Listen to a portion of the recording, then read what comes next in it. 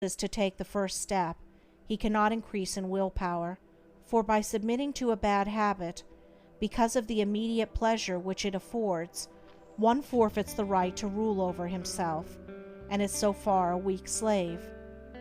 He who thus avoids self-discipline, and looks about for some occult secrets for gaining willpower at the expenditure of little or no effort on his part, is deluding himself, and is weakening the willpower which he already possesses.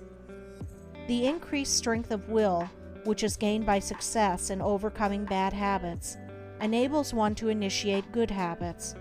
For while the conquering of a bad habit requires merely strength of purpose, the forming of a new one necessitates the intelligent direction of purpose. To do this, a man must be mentally active and energetic, and must keep a constant watch upon himself. As a man succeeds in perfecting himself in the second rule, it will not be very difficult for him to observe the third, that of giving scrupulous attention to the duty of the present moment. Thoroughness is a step in the development of the will which cannot be passed over. Slipshod work is an indication of weakness. Perfection should be aimed at, even in the smallest task, by not dividing the mind, but giving the whole attention to each separate task as it presents itself. Singleness of purpose and intense concentration of mind are gradually gained, two mental powers which give weight and worth of character and bring repose and joy to their possessor. The fourth rule, that of doing vigorously and at once whatever has to be done, is equally important. Idleness and a strong will cannot go together, and procrastination is a total barrier to the acquisition of purposeful action. Nothing should be put off until another time, not even for a few minutes. That which ought to be done now should be done now. This seems a little thing, but it is of far-reaching importance.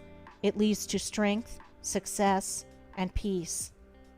The man who is to manifest a cultivated will must also live by certain fixed rules.